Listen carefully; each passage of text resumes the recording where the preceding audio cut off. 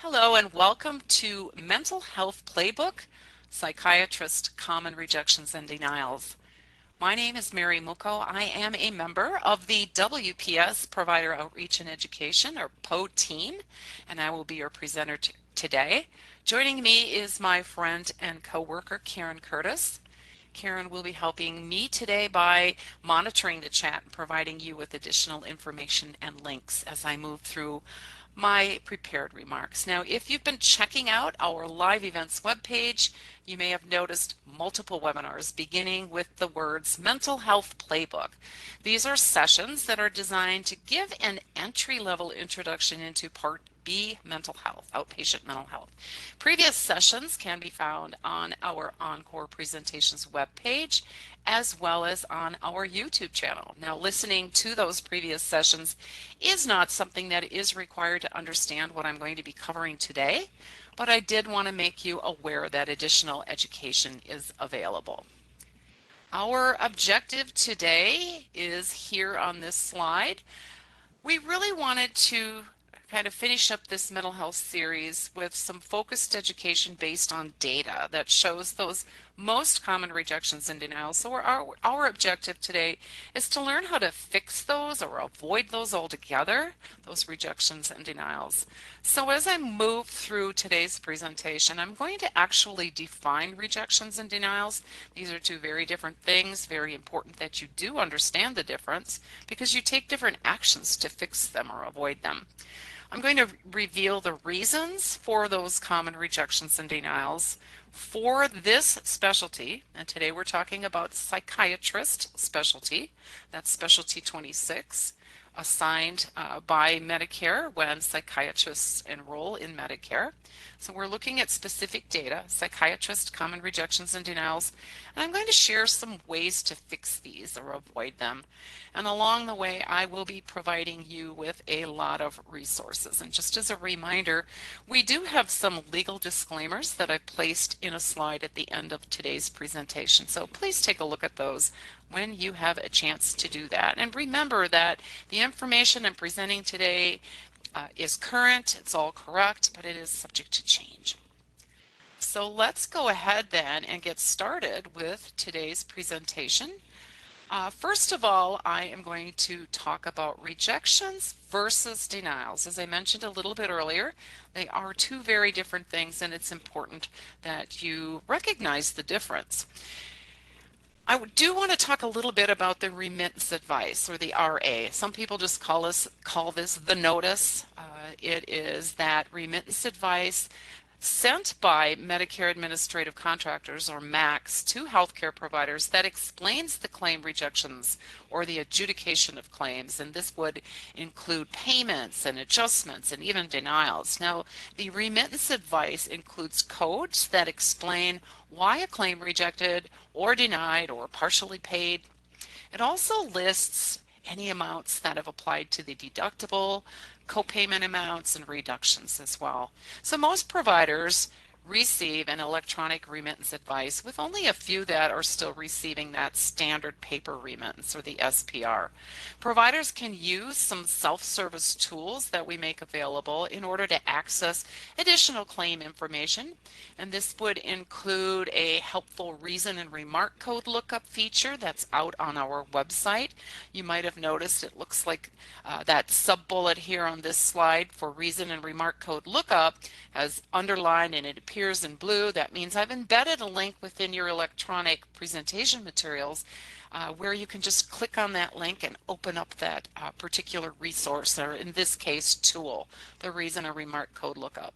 So if you go to that on our website, you'll be able to enter into the lookup a claim adjustment reason code or reason and remark code that would appear on that remit, and it would translate for you what that particular reason or remark code means. There's also a couple of other helpful tools that will assist you when you are looking at rejections and denials and determining the action you need to take, and that would be our SecureNet Access portal. That's the secure side of our website, and we do have a portal user manual that I've embedded a link to here on this slide.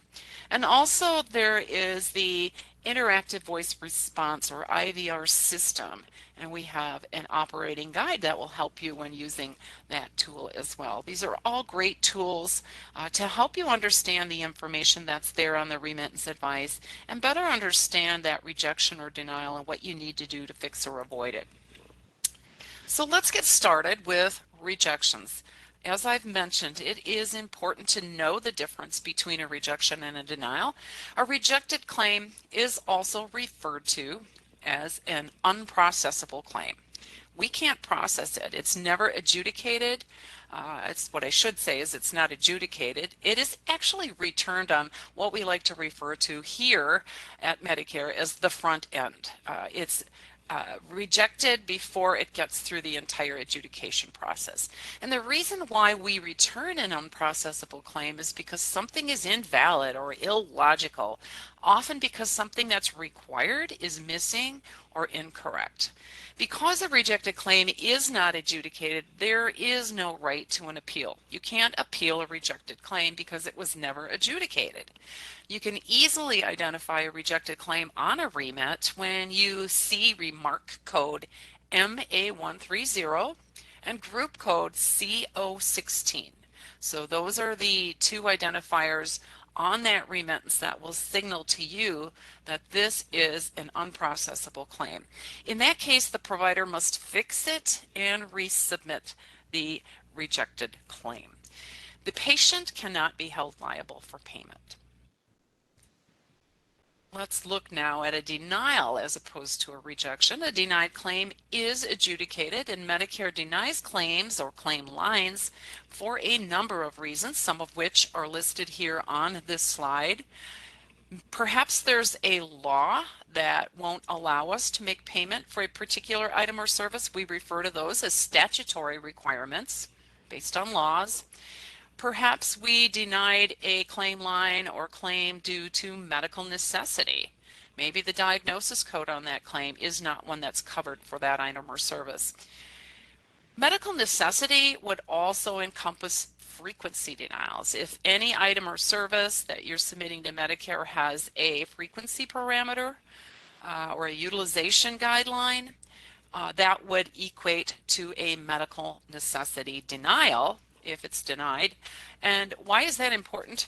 Because remember, for medical necessity denials, you can consider presenting your patient with that advance notice of non-coverage, that advanced beneficiary notice of non-coverage, or what we call the ABN, which would shift that liability for payment over to the beneficiary if it was filled out correctly.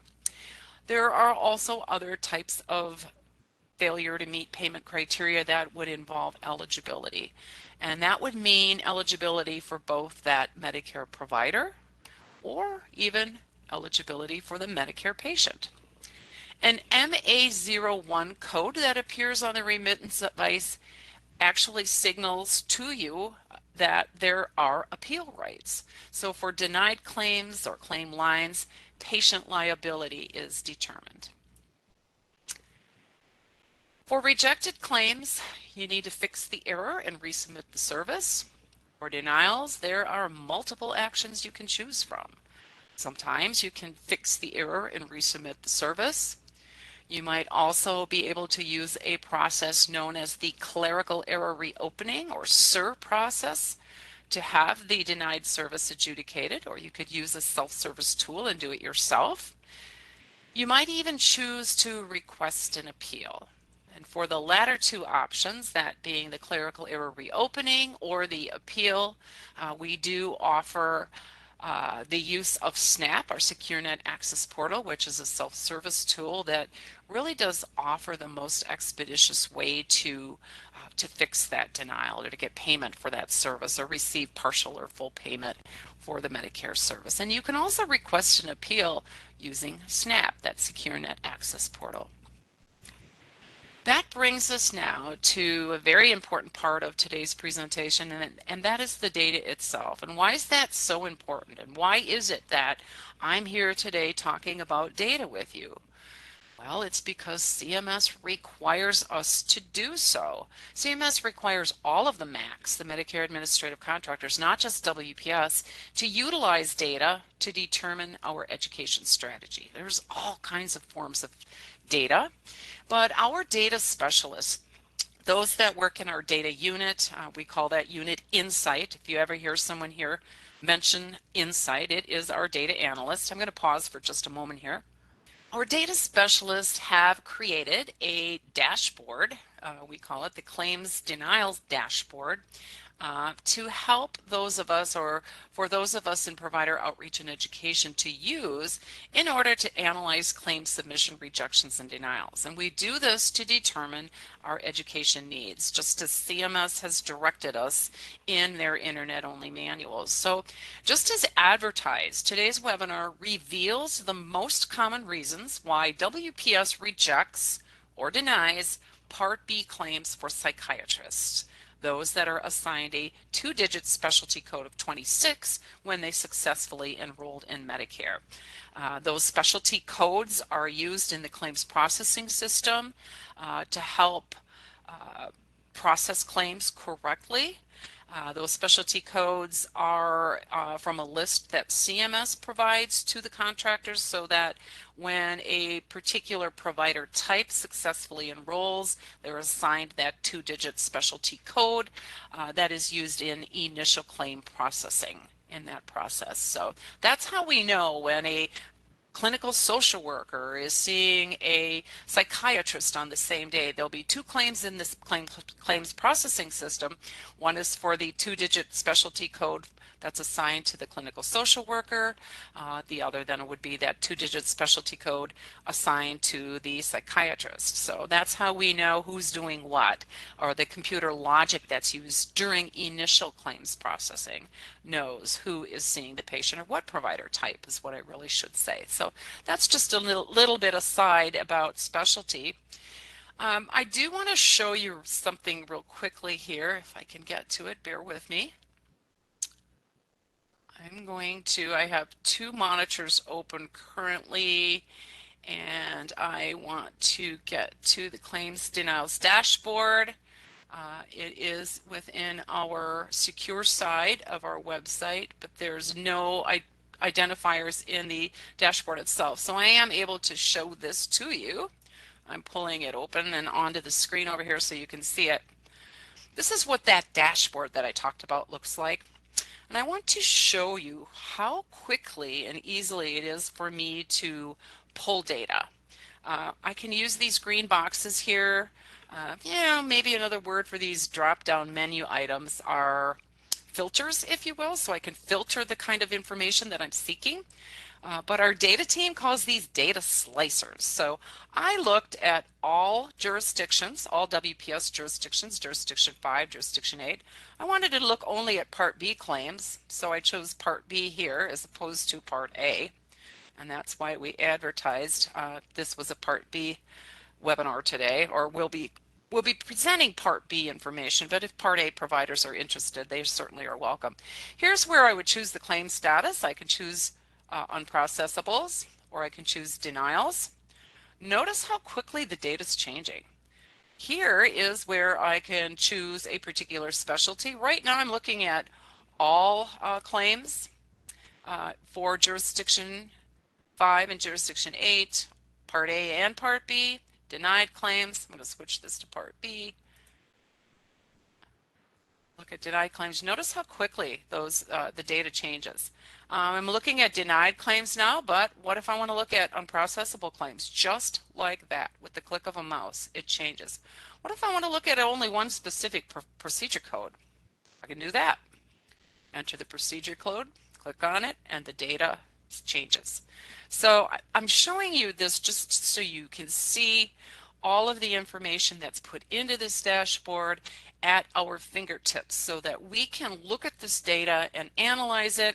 We can look at trending to see, what was the claim count this current 3-month period? What was the claim count the 3 months prior? What's the difference in claim? We want to look at these green arrows. The difference in claim, are we going up or are we going down? Of course we want to go down for these various denial reasons. Look how many are green. This helps people like Karen and I determine what it is we need to focus on. So today, pull that back over here. Today I want to show you jurisdiction 5 and 8 data. This claims dashboard that we use, that the Insight folks designed for us to use, it holds 3 months of claim submission dates at a time. So when I prepared the presentation materials and my speaker's points, studied what I want to talk about today with this audience, the claim submission dates available were December 1 of 2025 through February 28 of 2026, and that data was last refreshed or pulled, if you will, extracted by our data analysts on March 12th. So that was the date it was last refreshed. So fairly recent data, and I should let you know that each month our data team goes out around the 12th of the month. They'll add 1 new month of data, and then they take away 1 month of data. So if over time I want to be able to look at this data, save or extract reports here to show that my education made a difference, I would need to go and look at this 3-month chunk of time, and then down the road I would look again at another 3-month chunk of time, and then I would make a comparison. Did my education actually help? So that's what we like to do, or what we set out to do. It's our goal to decrease those most common rejections and denials. Today we are talking about, and the data I pulled was for psychiatrist claims, specialty 26, and I looked for all codes because I wanted to identify what are the top denials, what are the most common reasons, what are the most common codes that we commonly reject or deny.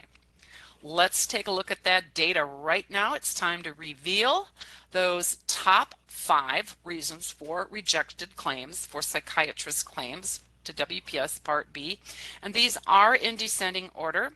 So the number 1 reason why we rejected claims, remember rejections are different than denials, is because on that claim there was an incomplete or invalid plan information for other insurance. Number 1 reason we rejected psychiatrist claims. This means that you told us that there's another plan, or that the patient or insured has other insurance, but you didn't fill in all the information required. And I'm going to share with you later where it is you can find what's required on the claim form, what do you need to fill in, which items or which boxes, and then of course the electronic equivalent. Number 2 reason we rejected claims is a rendering physician number is invalid or missing. Pretty straightforward. That rendering physician number on the claim wasn't valid, or maybe it was missing altogether. Invalid or missing modifier is your number 3 most common reason for rejections. Number 4, the description of the service is missing. And number 5 is that the facility or laboratory name and address or provider identification number is missing from the claim. You need to put that information on the claim. And again, I'll show you where you can find information on those claim form requirements. So these are the top 5 rejections in descending order. Now remember when I talked about rejections, what do you need to do? You need to fix it and resubmit it. So in order to eliminate the top 5 reasons for rejections, or have fewer of them occur, you need to take steps to avoid these situations on your claim. And we're going to talk about that as I move through the presentation.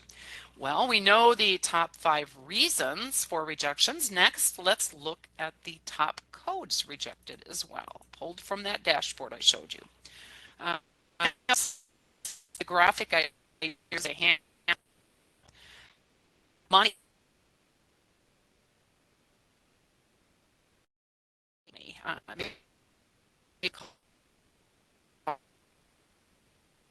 For their claims, money, Medicare money,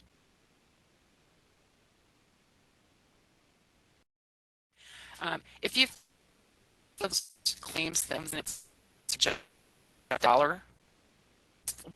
$1. You think that how is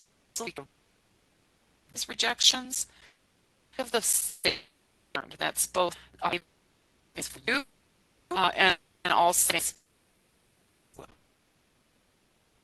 a Medicare program itself. Here, take a look at a 991 that require medical decision making.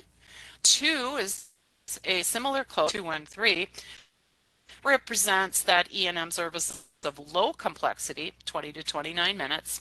99232 is used for subsequent hospital inpatient or observation care, and that has that moderate level of medical decision making, or 35 minutes of total time on the date of the encounter. 90868 popped up. That's transcranial magnetic stimulation. This is a non-invasive procedure that's used for treatment resistant to major depression. And last but not least, rounding out the top 5 rejected codes for psychiatrist claims during that time period I talked about earlier is the 90792, and that's used for the psychiatric diagnostic evaluation with medical services. And that would, of course, be typically performed by a psychiatrist or one of those advanced practice practitioners or an NPP during an initial intake or complex assessment. So that's the 5th of the top rejected codes. We're going to break these down a little bit more, starting right now. For the 99214 and the 99213, those number 1 and number 2, top rejections, I have listed the reasons here on this slide because that database, or that dashboard rather, that I showed you earlier, we can go in and put a code in and see the number 1 reason, number 2 reason, all the way down the list of all the reasons for rejections. The number 1 reason we are rejecting 99214 is that invalid or incomplete plan information for other insurance, mostly missing on the claim. Number 2 reason, rendering physician number invalid or missing. And number 3, take a look at that one. The claim must be submitted to the Railroad Retirement Board. That is a specialty MAC, a Medicare Administrative Contractor, that processes claims for those beneficiaries who are railroad retirees. So in this case, this is an eligibility type rejection. That beneficiary is eligible for Medicare, and his or her claims needs to be sent to the Railroad Retirement Board, which is Palmetto. CMS on their website has a review contractor directory where you can click on any state and you can see who's the MAC, who is the Railroad Retirement Board MAC. The specialty contractors, if you will. Who is the UPIC, the Unified Program Integrity Contractor, so on and so forth. It identifies all those contractors, and I'll point that out to you in just a little bit. But that's one tool you can use to, assess where that claim needs to go. So a claim coming to WPS for a railroad retiree is going to be rejected because that claim needs to be sent to Palmetto GBA. 99213, really similar. Something new popping up for that code is the number 1 reason it rejected was for an invalid or missing modifier. We have modifier fact sheets available on our website that provide information on the correct and incorrect use of modifiers. Number 2 is the invalid or incomplete plan information for other insurance, and again, rendering physician number invalid or missing. The number 3 rejected code 232 is that inpatient hospital visit. Again, incomplete, invalid plan information for other insurance. Here's a new one that popped up for this code. Patient insured HICH plan and name do not match. Health insurance claim history plan and name do not match. Typically what this means, sometimes these rejection reasons, or these codes that pop up on the remit are a little bit cryptic. They might sometimes include an outdated acronym. I took this right from that dashboard. So if there is an outdated acronym here, it's because that's the way it prints out on the remittance advice. We can't change those at WPS. Those have to be done by that contractor that is responsible for those codes, not WPS. Let me just give you an example. Step back here a minute. If the health insurance claim number, or the Medicare beneficiary identifier, as we call it now, doesn't match the history there doesn't match the information on the claim exactly, it's going to reject. It's going to kick that claim right out. So if on the beneficiary's Medicare card it says Mary E. Muko, and on the claim it says Mary Muko, that claim is going to reject. Okay, it has to match exactly. 99213, oh, I neglected to say the third most common reason for the 232 rejection is that that facility or lab name and address or PIN is missing. And why is this important? It's typically the name and or the address that's missing. We utilize that address information in order to assign that fee locality, which is what derives correct payment for the service on the claim. Where was that service rendered? Services that are rendered in California are paid based on a different fee schedule than services rendered in Nebraska, for example. There's different geographic pricing indices that are used in coming up with that fee schedule allowance. So we need to have that correct information, name and address or PIN on the claim form. 99213, office visit, invalid or missing modifier. Incomplete, invalid plan information, and rendering physician, all things we talked about already. Skipped forward there too quickly, but that rounds out the top 3 reasons for rejections again. And that last code that appeared on that list of the top 5 codes rejected by WPS is the 90792. And here are the reasons we're rejecting those or returning those claims. You need to fix it, resubmit it, because rendering physician number was invalid or missing, or the claim was missing that or had invalid information for another insurance, or an invalid or missing modifier. So those are top reasons. And I'll be going through what you can do to fix or avoid these in just a little bit, along with giving you a lot of resources. Now, I'll bet you were waiting for the denials information. Similar to what I provided for top 5 reasons for rejections, we also have top 5 reasons for denials. The number 1 reason I had to correct myself, we denied claims, psychiatrist claims submitted to WPS December 1 through February 28th of this year, December 1 of last year through February 28th of this year, was this rather cryptic reason. Collection of fee for service during periods of managed care. Well, that's one of those rather cryptic reasons I mentioned that appear sometimes on the remit. I went to our systems staff and I said, does this mean what I think it means? And I was correct. What this means is that beneficiary has elected a managed care Medicare, which is Medicare Part C. WPS is the MAC for A and B. We can't process or answer any questions about Part C. So if that beneficiary has elected to take Part C or a managed care plan, Medicare Advantage, you need to submit the claim to them. So we denied claims because we received claims when the beneficiary had elected that Part C plan and not us. We can't answer questions about payment for Part C claims. You need to go to that plan because the plan is different than traditional and original Medicare, which is us, Part A and Part B. Okay. Look at number 2 and number 3 and think about that dollar bill that's burning. Every single time that we deny a claim or a charge as a duplicate, think of the money that costs. It costs you, it costs the Medicare trust fund money, okay?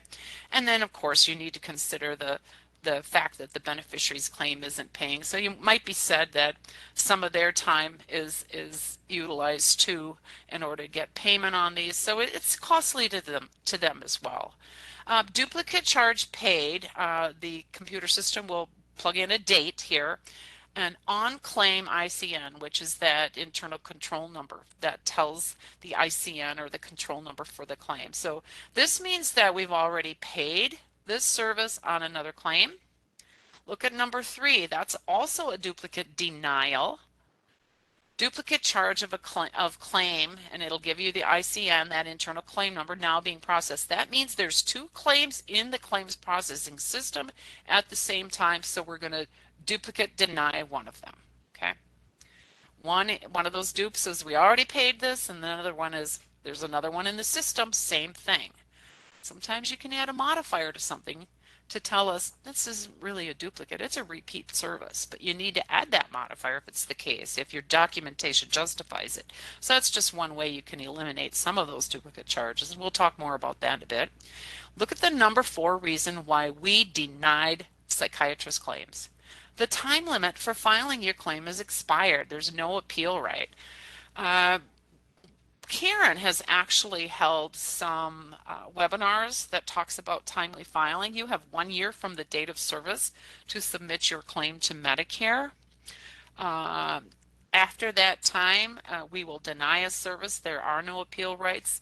There is an option to submit a waiver to our claims manager and ask for that timely filing to be waived, but you would have to submit that documentation that shows why the claim wasn't filed timely. And CMS says in their internet-only manual, and I'm going to pull it up here real quick. I'm going to get the WPS site up. It's coming up, folks. Bear with me. Here is that website. I'll pull it open here so you can see it better. All right. This is just the home page of the WPS website. I'm a searcher, not a navigator, so if I'm looking for something like timely filing, I'll type it in the search box and look at the possible matches that pull up for me because of that predictive language that's used as a search function. Here is our resource on our website called Timely Filing of Claims. In here, we have added information right here that talks about the fact that providers often ask us to reopen a claim that's denied for timely filing because another insurer is recouping their previous payment. Right here in that article, I apologize, I went back to it, actually went to the, I clicked on the link, I apologize for that. Right here it says CMS does not accept errors caused by incorrect 30-part payment as justification to reopen a claim.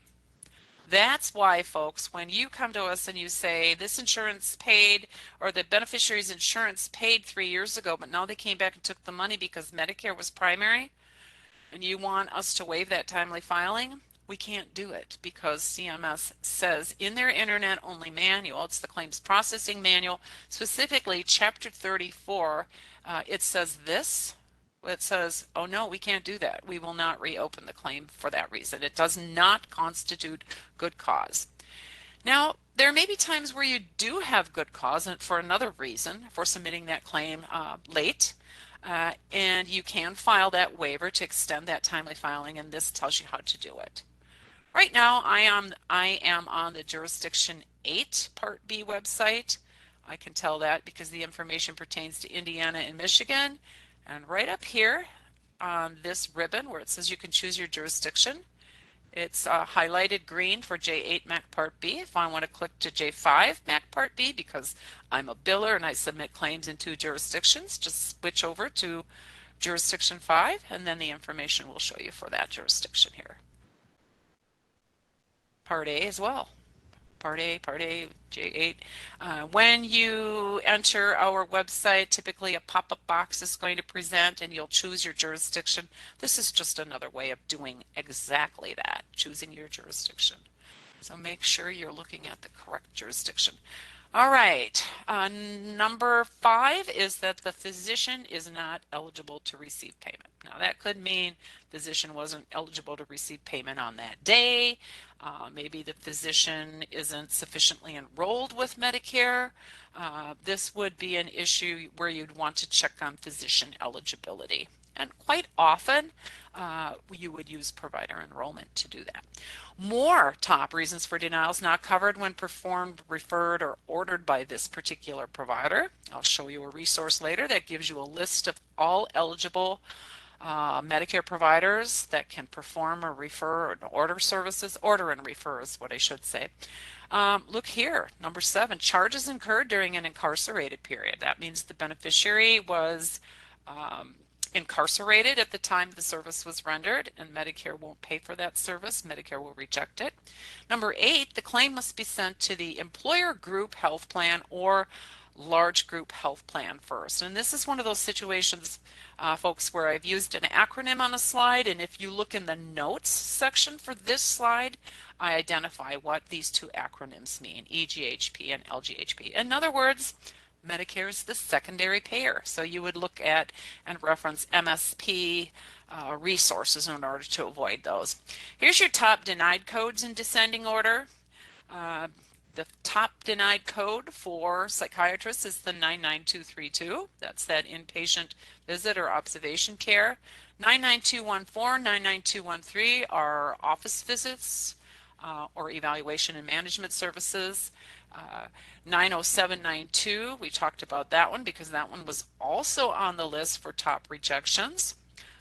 You might remember this is that psychiatric diagnostic evaluation with medical services, the 792, and the 99233, which is your inpatient hospital visit. Here are the most common codes and reasons. Duplicates. Look at the duplicates here on this slide. For both of these codes, we're denying them because they're duplicate claims.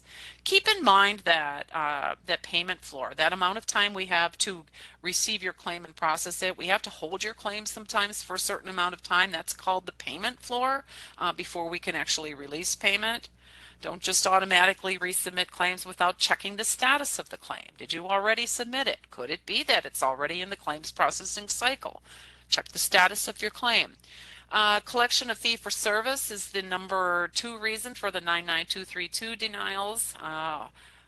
Let's see, it's the number 1 reason for the 99214 denials. Charges incurred during incarcerated periods, so on and so forth, duplicate charge. All of these are reasons that we talked about. I'm just showing you this so that you can see how one code compares to another. Why are we denying an office visit?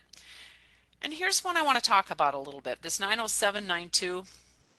Well, let me go back to the 99213 because I see something popping up there that I haven't talked about yet, and that's the 1 visit consult per doctor per day.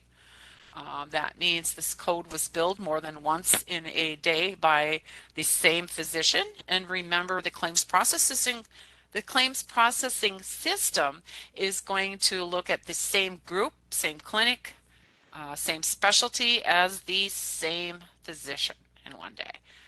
In this case, if more than one provider within the same specialty would be seeing the patient on the same day, you need to combine the services and code to the highest level that's possible based on the documentation. So only one could bill. 90792 is that diagnostic evaluation with medical services. And on your registration form, you had a chance to ask a presentation related question. What's that one question you want answered? And I did get a question about the diagnostic evaluation with medical services. And the reason, the question was, how can I avoid this denial if the services are being rendered by another provider? And the answer is you can't. It is a hard-coded edit within the claims processing system that we allow this service once every 6 months, or if there is certain reasons that would allow us to pay it more. But it is a hard-coded edit in our system that we pay it once per illness, per episode of illness. Sorry, I moved my mouse there. We can't pay for more than one within a certain time period. Where is that information?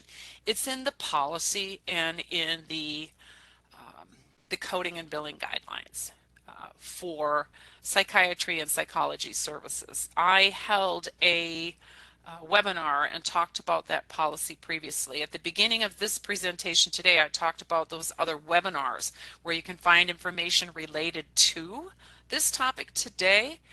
It's not that you had to take those other courses or webinars or participate in those webinars in order to come today, but it's good information. If you go back to the one, and Karen, I'm going to have you look for that if you would and put something out in the chat.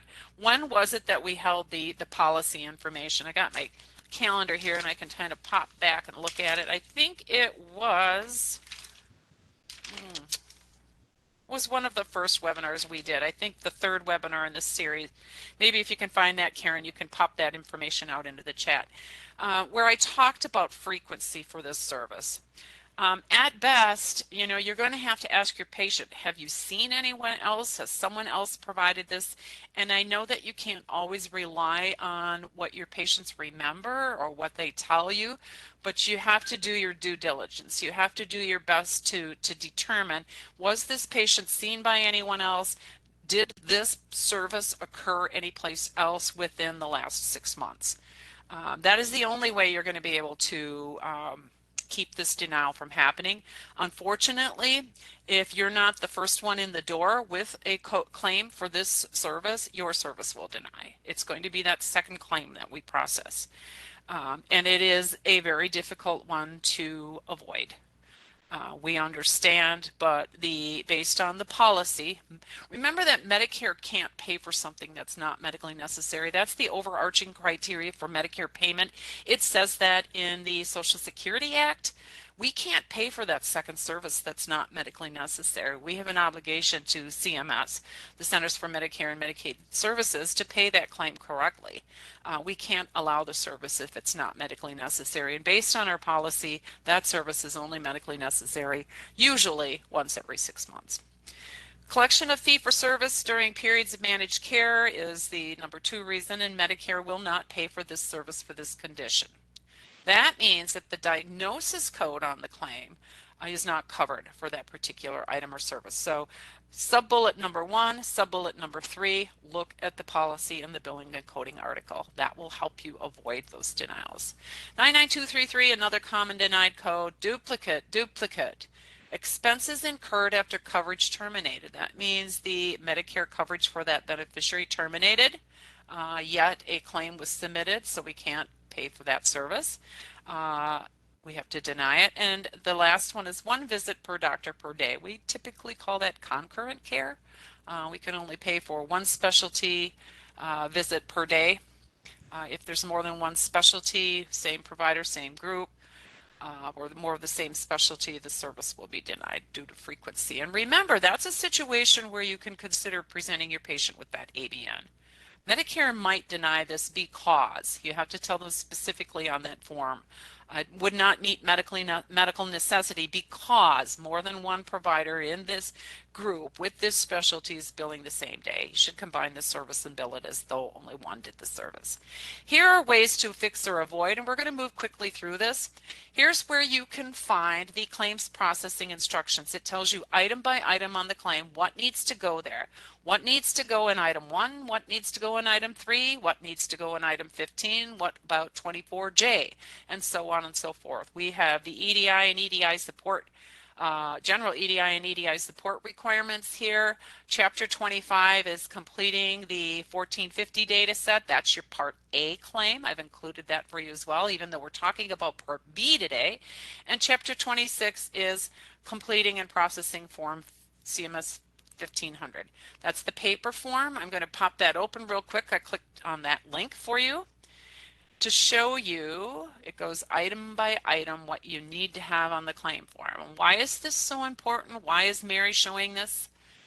Show you in just a little bit. Pop that over here. There's the manual I clicked on. If I could get it to open here.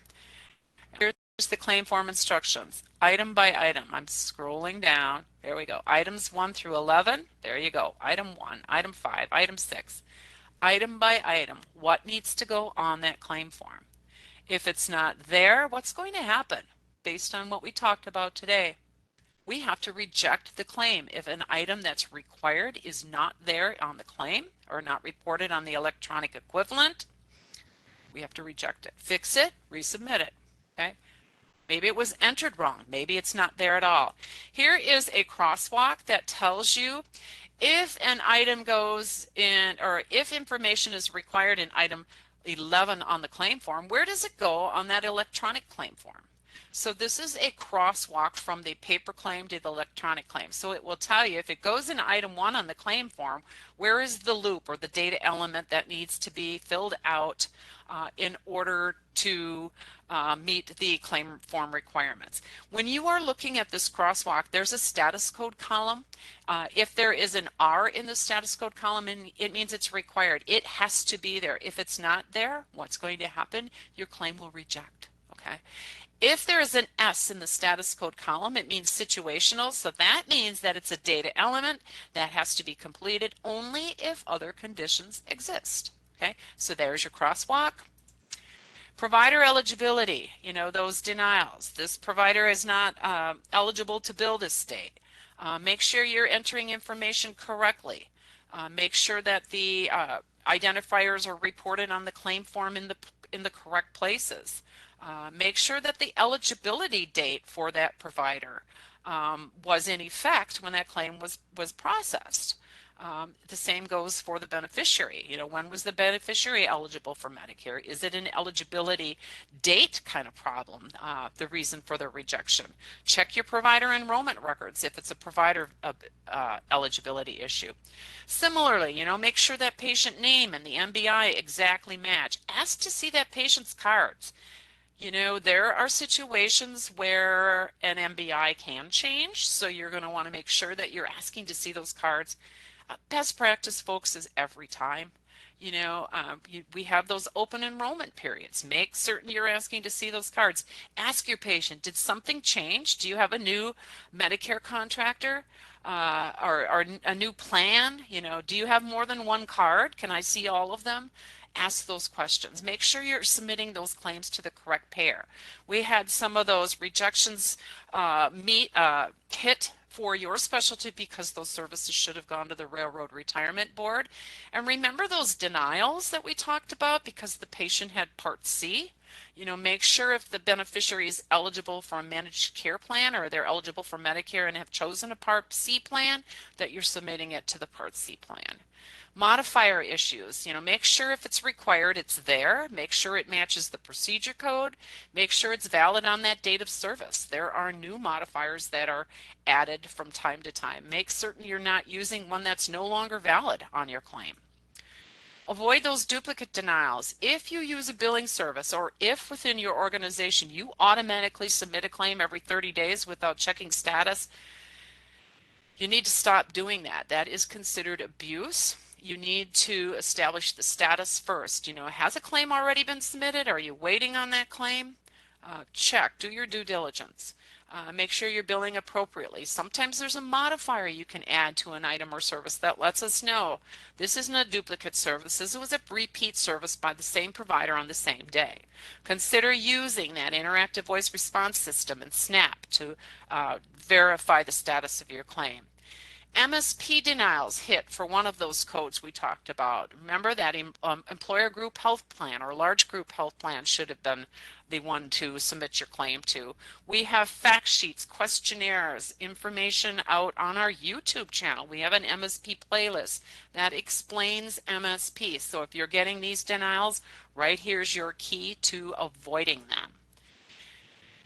We have those, or that local policy and the companion article that discusses the frequency for that 90792. So this is your key to avoiding those denials. Make certain you're billing them correctly with the correct CPT code and diagnosis code. We'll look at that companion article that talks about that frequency for the psychiatric diagnostic interview. Tells you when you can get payment more than once every 6 months. However, this is a hard-coded edit, folks. It's always going to deny if there is a second one billed within 6 months. This is one of those situations where you'll have to use that appeals process if you meet one of the exceptions to get that paid more than once in 6 months. And the companion article tells you about that. And I talked about it during that webinar that Karen was going to put into the chat for you. Patients in custody or patient under a penal authority. Here is a great Medicare Learning Network MLN fact sheet that CMS has published that talks about patients in custody. There is a web page dedicated to incarcerated Medicare beneficiaries. This is also addressed in the Claims Processing Manual and the Benefit Policy Manual. Here is where you can This is an embedded link. Just click right here and it will open that article or that resource that I showed you earlier that talks about filing of claims over here. On one of these bullets I said if you believe you have good cause you can submit that request for us to waive timely filing. And remember I talked about the fact that CMS says we cannot waive timely filing when it's an error due to a third-party error. So if that other insurance company paid and they come back later and take the money back, we can't waive it for timely filing. Here I talk a little bit about Medicare managed care. This is when the beneficiary chooses Medicare Advantage over original Medicare. We are a MAC. We are original Medicare. Sometimes they call it traditional Medicare. If the patient has selected a Medicare managed care plan, then that claim needs to go to the managed care plan, not to WPS. Here is a resource for you that you can click on and open if you want more information. And then I have just a few more resources. This is out on our website. This is how to correct a corrected claim. Remember I talked about those reason and remark codes that appear on the remittance advice. If you go to this article and you find that reason and remark code, you will be able to see how to fix it, how to fix that claim. We also have a lot of recordings available on our YouTube playlist titled Rejections and Denials. So good information for rejections. Looking for patient eligibility help, CMS has published this MLN fact sheet that talks about checking Medicare eligibility for your patients. Here is where you can find modifier help. I told you that there are modifier fact sheets that are available. If you go to the WPS website and you open it up, choose your jurisdiction. If you go, I'm a searcher, not a navigator. If I start typing the word modifiers, look what appears first. If you choose the modifiers webpage, look at all those great fact sheets that we have available to you.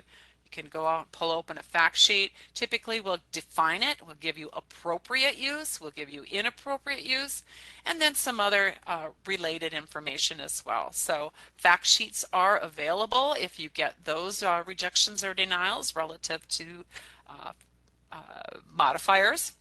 I talked about rejections. Now we're talking about some of those denials resources. Similar to the resource we had for rejected claims, we also have common claim denials on our website, but we've arranged these by category and then by reason or remark code. So if you're looking for information about how to avoid duplicate claim denials, you can go out here and then you can look at those specific reason codes and remark codes that appear on your remittance advice, and they'll match it up and it will tell you how to avoid that claim denial. I talked about that clerical error reopening that can be used sometimes for denied services, and if you look at this resource on our website, it's a great one. It has the definition of a clerical error. It tells you those corrections that can be processed as a clerical error, those that can't be processed. Now these two have a time limit. You have 1 year from your initial remit notice. You can submit a clerical opening request via SNAP. You can actually do it yourself via SNAP, so you can get that claim reprocessed and on its way, resubmitted and reprocessed. And there's other ways to submit as well, and this resource tells you how to do that. Fee-for-service appeals flowchart. This is when you choose to use the appeals process. This has all 5 levels of appeal. Here's 1, 2, 3, 4, 5. If you look at this out on the website, open it up, and I've embedded a link. Running short on time, so I'm not going to open it today. This is my favorite resource for appeals. It tells you how many days you have to file that appeal request. It also tells you how many days the contractor has to make their decision and send you the notice for that appeal. This also has those amounts in controversy for levels 3 and 5. Keep in mind this is a CMS flowchart on their website. Usually every year the amount in controversy for levels 3 and level 5, that's that minimum amount in controversy that you need to meet in order to reach that or select that level or request that level of appeal. Remember it, those change usually each calendar year. So if you're using this the end of December, beginning of January, specifically beginning of January, make sure you're paying attention to those amounts in controversy. Overpayments. This is just something recently that we became aware of. This is for those situations where WPS doesn't say, hey, we overpaid you, you owe us money. This is situations where you within your organization finds an overpayment, or you want to say, hey, WPS, we found this overpayment. Can you ask us for it, please? Please. This is how you can set up a request that for an overpayment. In other words, we request the money from you, or you can voluntarily return funds to us because you found an overpayment.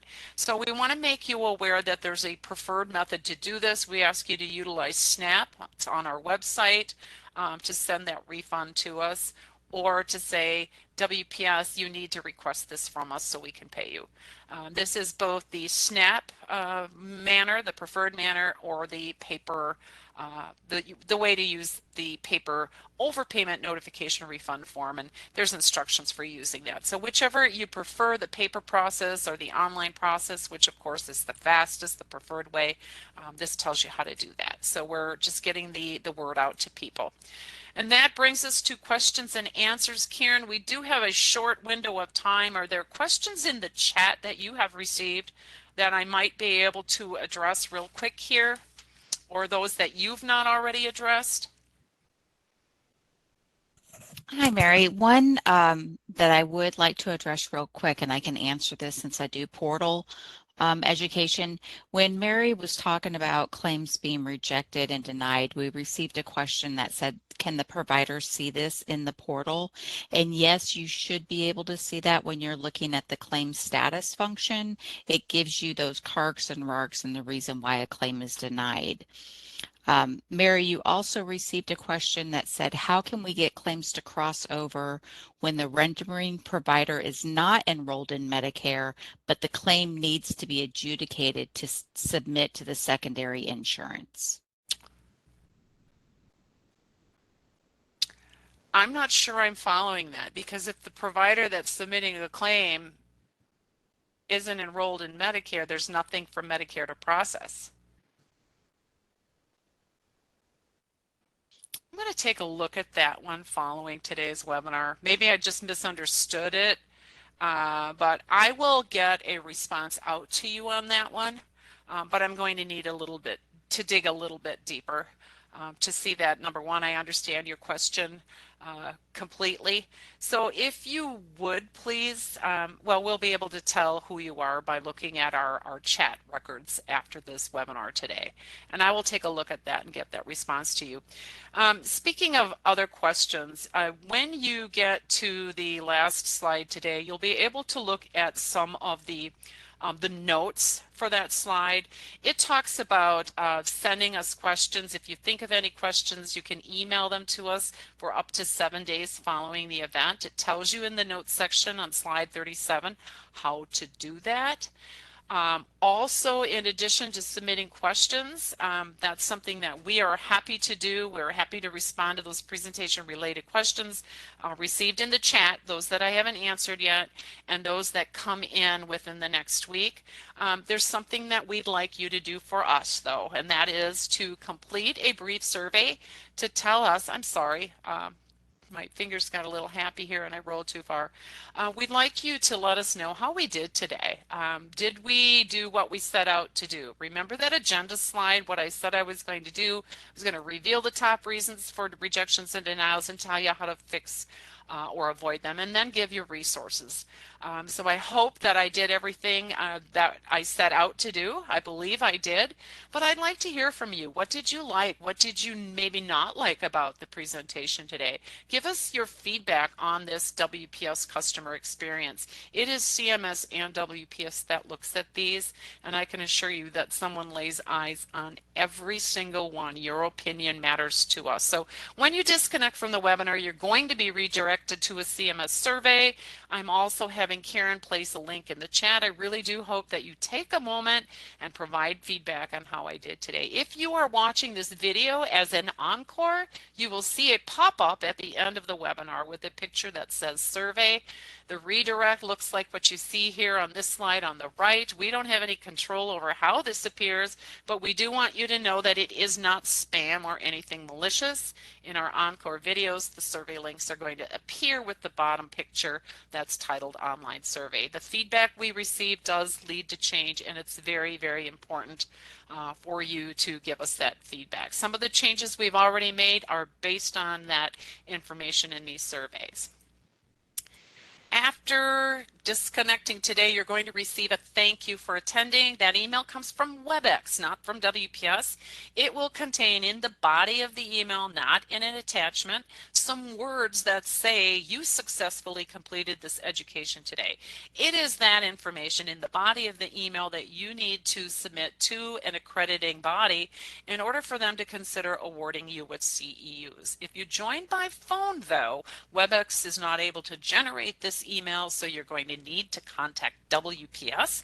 In the chat, Karen is going to add a link to the education mailbox and the information that is needed in order for us to send a certificate to you, that a certificate of achievement. If you think of those questions, remember they can be emailed for up to 7 days, and that does bring us to the end of today's presentation. On behalf of myself and Karen and the Provider Outreach and Education team, I would like to thank you for being here today, and I hope you will join us for future events. You may now disconnect. Thanks, everyone. Have a great week.